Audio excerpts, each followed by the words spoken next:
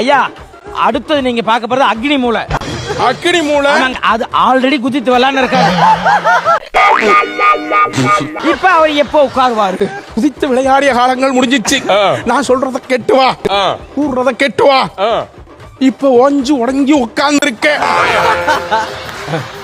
நீ மறுபடியும் குதித்து ஓடலாமா, குதித்து ஆடலாமா அப்படின்னு நீ ஒரு கேள்வி கேட்கிற என்னைய இல்லையே. கடையில பல்ப் எல்லாம் கொஞ்சம் ஆஃப் பண்ணுங்கப்பா. ஏண்டா இவ்வளவு பெரிய பல்ப் நீர்? நான் ஒரு தாயத்தை தாரேன், அத கழுத்துல கட்டாத, காலுல கட்டாத, இடுப்புல கட்டாத.